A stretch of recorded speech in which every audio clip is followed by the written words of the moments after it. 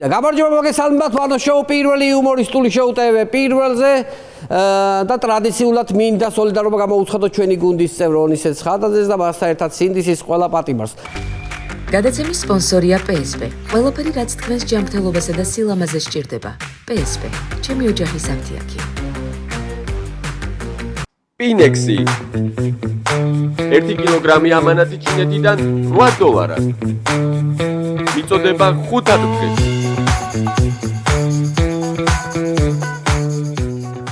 თავისუფლებას უსურებ ყველას. რამდენიმე დღის წინ სასამართლომ ელენე ხოშტარიას მიუსაჯა თავისუფლების აღკვეთა 18 თვითძვირფასო მეგობრებო. წელიწად ნახევრით ციხე მიუსაჯეს რის გამო? კალაძის პლაკატზე მარკერით დააწერა რაღაცა საპროტესტო სიტყვა.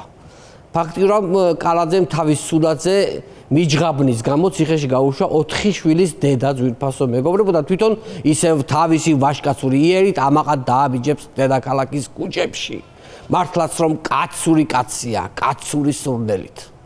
კაცური ყოჩხ, კაია, მაგარია. აი ასე გამოიყურება შერჩევითი სამართალი მეგობრებო. ეს ელენე ხოშტარიამ რომ დააწერა, მაგიტომ იყო დანაშაული, თორემ ბიძინა ივანიშვილს რომ გაეკეთებინა იგივე წარწერა, მაშინ იქნებოდა ავტოგრაფი.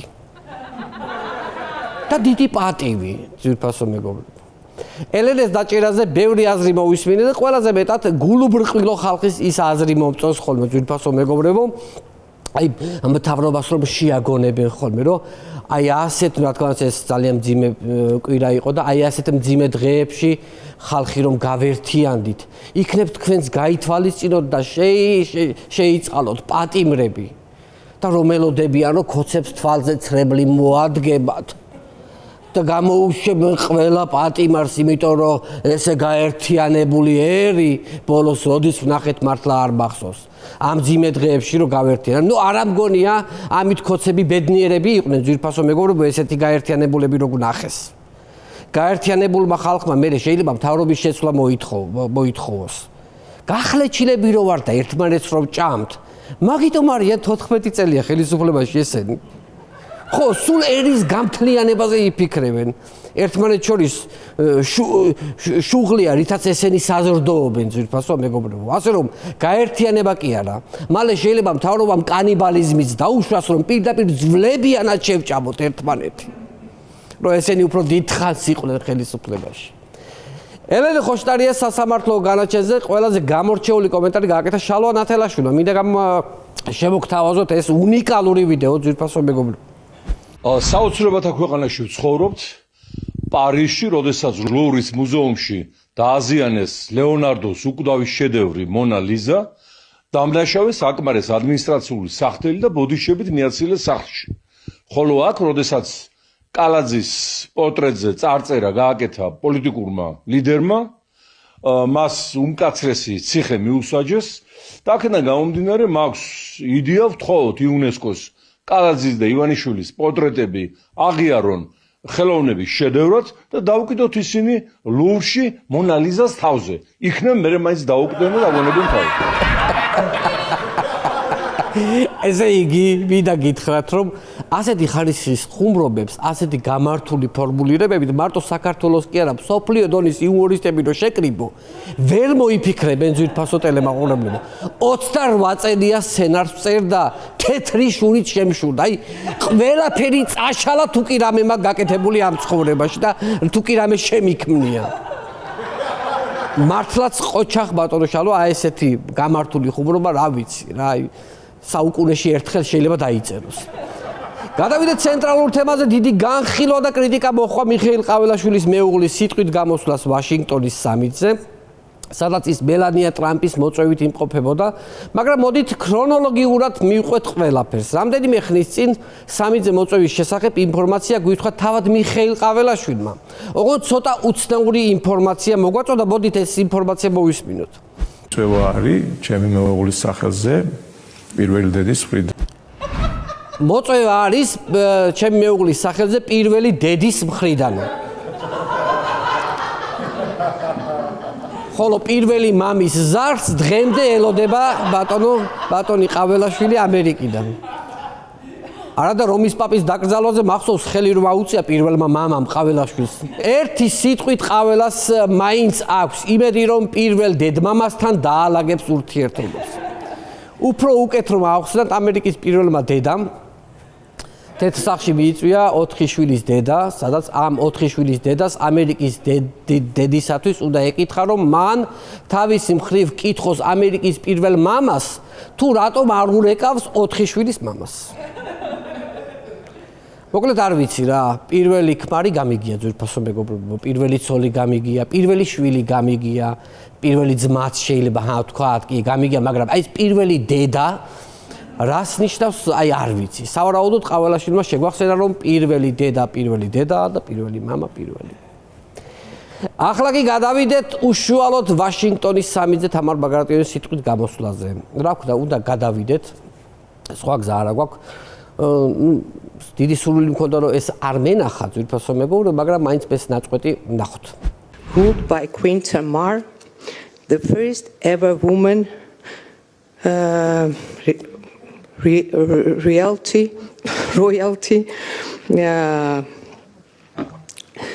referred to as a king. მე მესმის ხალხის აზრი იმის შესახებ, რომ ეს ადამიანი არ უნდა დავაბულინგოთ. ქალია და არ უნდა გავაკრიტიკოთ, რა თქმა უნდა, მეც ვესტობით ახმები ამას. ასეთი შეურაცხყოფა არ უნდა მივაყენოთ. რა ვიცი, ეს როგორ შეიძლება იყო ერთი განხილვა Facebook-ში. რა ვიცი, გენაცვალე ქალი იყო სანდრა რულოვსი და მშვენივრად ვაჭრობდა ორგანოებით. რა მშვენივრად ვაჭრობდა და დაყიდა თუ რამე კარგი გქონდა ორგანიზმში და მაშინ ეს ბულინგი არ იყო? მართალია ეს შავი პიარი იყო, იმიტომ რომ ხო, გამახსენდა, ბულინგი და შავი პიარი უნდა განვასხვაოთ ერთმანეთისგან. შავი პიარი უნდა აიტანოს ადამიანმა და ბულინგი როგორ შეიძლება? რატომ გითხავთ საერთოდ ნებისმიერ საერთაშორისო კონფერენციაზე უნდა გავაგზავნოთ ადამიანი, რომელიც ენებს ფლობს? რა ვიცი, ყავს ერთი ადამიანი ოცნებაში, რომელიც ხლავს რამდენიმე ენაზე ძალიან მაგრად. ფრანგული გინდა? Sidam et devenu folle. ან ინგლისური გინდა? გინდა ინგლისური? Hey Matthew, are you kidding my friend? ან კიდე go Mr. Trump. ან კიდე Maya Krasatulya, ანუ ეგეც ხლავს ადამიანი, რა ვიცი, ნებისმიერი ენა აიღე, რომელიც გინდა, მაგრამ და რა ვიცი, მარტო ენაზე ხო არ არის კაცო ლაპარაკი. მე როგორი ქცევა, ძვირფასო მეგობრებო, მანერები, სადაც ჩავიდა ასახელა მთელი ქვეყანა. ჩვენი დენდი, ჩვენი უდაბნოს არწივი, რა უნდა მოხდეს ახლა ირაკლი, რომ მე შენ რამენაირად რაღაცნაირად დამავიწყდე. ვიღაცისთვის ორშაბათია მძიმე დღე, მაგრამ შენთვის ირაკლი ყოველი პარასკევი იქნება ორშაბათი. ორშაბათი.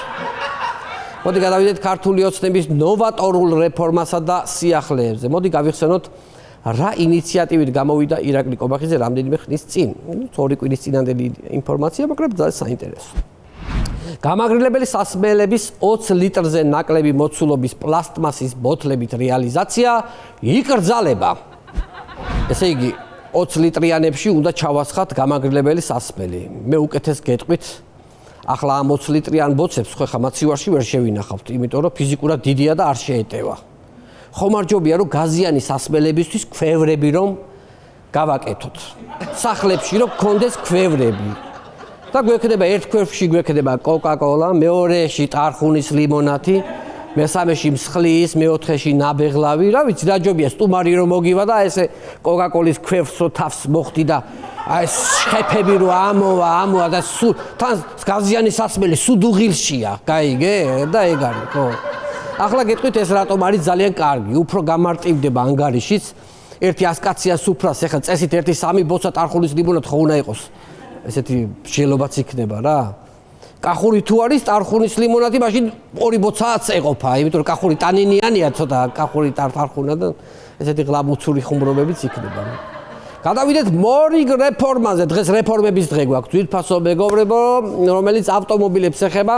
რამდენიმე დღის წინ კობახიძემ მოგვახარა, რომ ძვირდება ავტომობილების გამბაჟება და მისი გამბაჟების ტარიფები. მოდით ნახოთ, რას ფიქრობს გამბაჟების ტარიფის მომატებაზე ოცნების დეპუტატი, გენიალური პიროვნება ბეჟან წაქაძე, საოცარი კაცია. თავისი ისენი აქვს. ყველამ ნაკლებად უნდა ვიაროთ მანქანით. აქეთკენ მიდის საქმე, რომ ადამიანებმა ისარგებლონ მუნიციპალური ტრანსპორტით, როცა ქალაქის ცენტრში მანქანით გადაადგილების აუცილებლობა არ არის. დროა ხალხო, ყველა მიბაძოთ ბატონ ბეჟანს. დიახ, ბატონი ბეჟანი ყოველ დილას ჯდება თავის ზვირადღირებულ მანქანაში, დადგება ავტობუსების ზოლში და აი ასე პატიოსნად საზოგადოებრივი ტრანსპორტის ზოლით მიდის სამსახურამდე. დიახ, უკან მიყვება ავტობუსს. საზოგადოებრივი ტრანსპორტით გზავნოს ფაქტიურად. მე მეთანხმები ბატონ ბეჟანწაკაძეს, როცა ადამიანი მდიდარია, არ უნდა იტანჯებოდეს საცობებში, ძვირფასო მეგობრებო. ახლა მე რიგითი მოქალაქე და ბეჟანი ერთი ხომ არა ვართ რა? ამიტომ ჩვენ ღარიბები უნდა გადავჯდეთ ავტობუსებში, რომ მდიდრ გზაზე გქონდეთ, არ გქონდეთ არანაირი შეფერხება.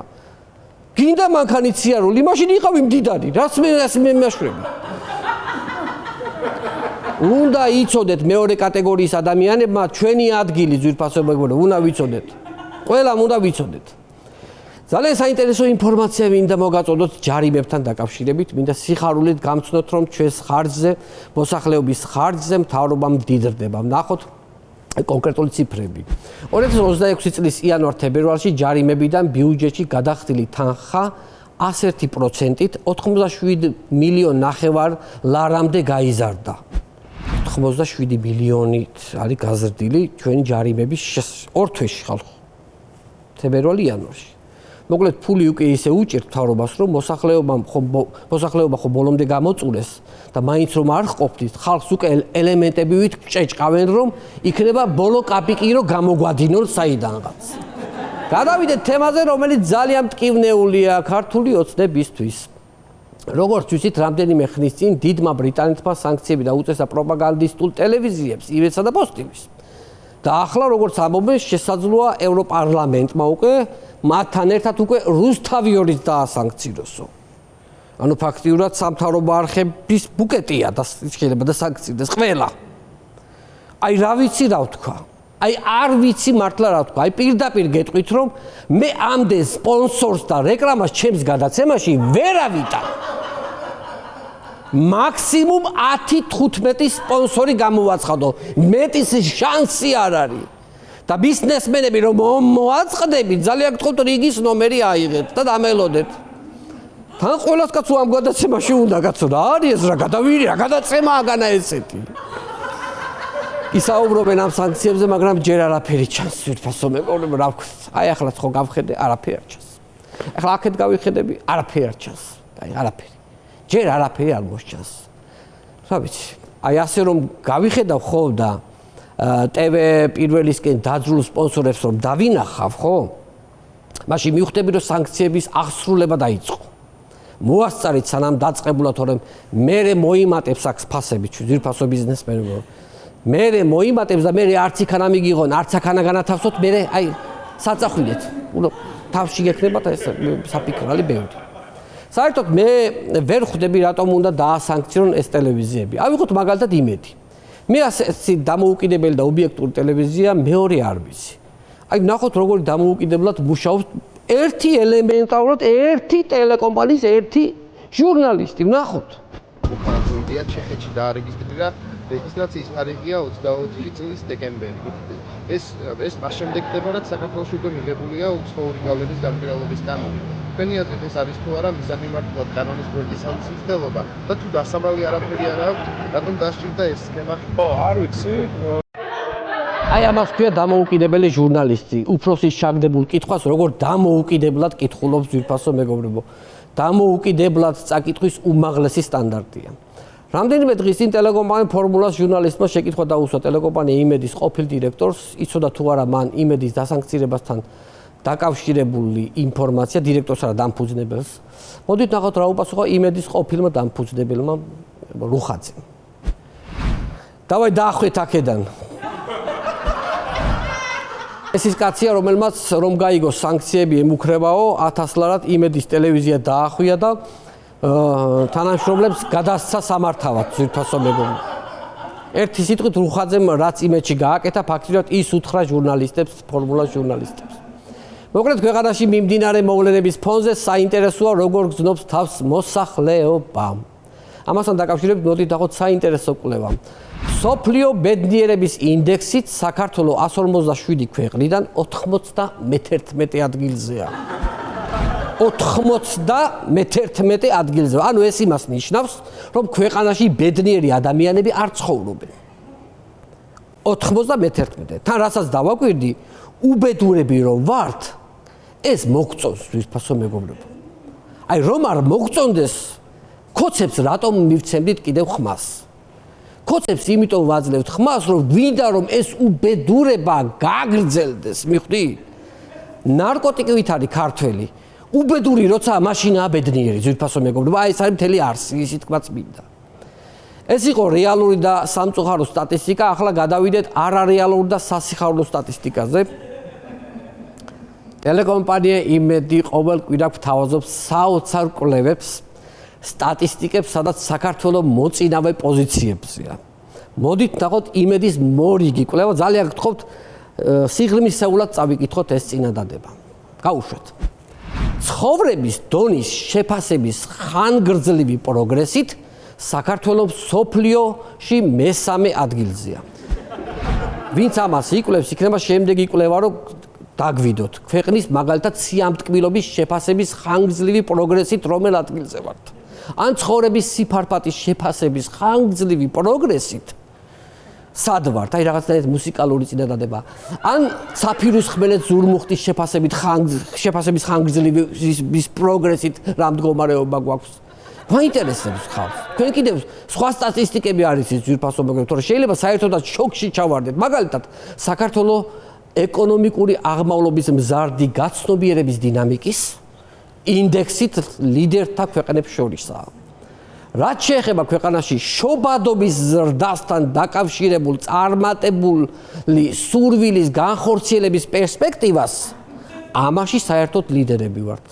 სიმდიდრის ხარისხის ფანტაზიის შეგრძნების დაუსრულებელი პროცესით ვართ მეორე ადგილზე მსოფლიოში და ერთ-ერთ ორგანოზე მოგზო ნემსით იგივე მახათით ზემოქმედების ხანგრძლივი პროგრესით ვართ პირველ ადგილზე ძვირფასო მეგობრებო. აი რას წვალობთ ამ იმედზე რა და რა იჭყლეთ ტვინებს. პირდაპირ გამოაცხადეთ ხოლმე რომ გამოაცხადეთ ადგილები. დანარჩენს ჩვენ თვითონ მოვიფიქრებთ. აი მაგალითად ამ კვირაში საქართველოს მსოფლიოს ქვეყნებს შორის მეოთხე ადგილზეა. გავიდა მეოთხე ადგილზე. ჩვენ გაგვიხარდება ჩაულებრივად. მე დავფიქრდებით, ნეტავ რაში გავედით მეოთხე ადგილზე და მსოფლიოს მასშტაბით. ნეტავ პირველი სამი ადგილი ვის ერგო. ევროპაში ალბათ პირველზეც გავედით, მაგასაც ვიფიქრებთ. აი ასე მოგვეცით ჩვენ ცოტა საფიქრალი, სამსჯელო. არ შეიძლება ასე დაღეჭილ ინფორმაციას რომ გვაძლევთ პირდაპირ. გავზარმაცდით უკვე, კაცო, ძალიან გვათამამებთ რა, კაცო, როგორ შეიძლება ეს? მოდი კიდევ ერთხელ, ძვირფასო მეგობრებო, გავიაზროთ რას გვაჯერებს იმედი. ესე იგი, როგორი წინადადება იყო, ხო, ცხოვრების დონის შეფასების ხანგრძლივი პროგრესით საქართველოს მსოფლიოში მესამე ადგილზეა. ვა! მესამე ადგილზე ვართ მსოფლიოში ხალხო? წარმოიდგინეთ? რა მაგარია.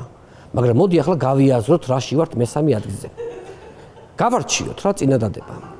მესამე ადგილზე ვართ ცხოვრების დონის შეფასების ხანგრძლივი პროგრესით. ანუ ცხოვრების დონით?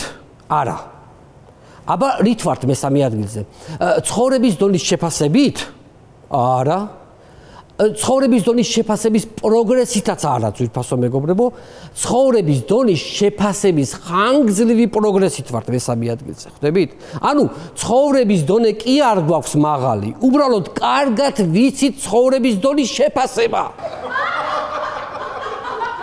ოღონდ ისიც სწრაფად არა, ხანგრძლივი პროცესი გჭირდება ამისათვის, ხვდებით?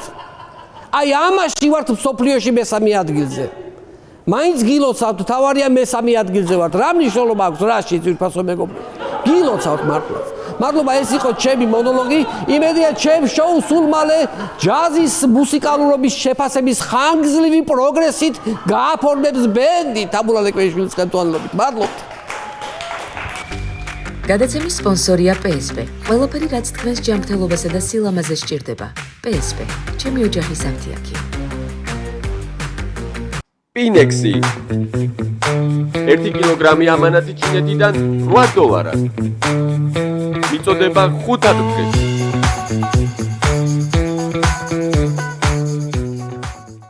იპოვე ჩვენი არხი შენი ტელევიზორის პულტზე. მაგთი ნომერი 45. სილქნეტი 345. ახალი ქსელები 345. მარტივი 45.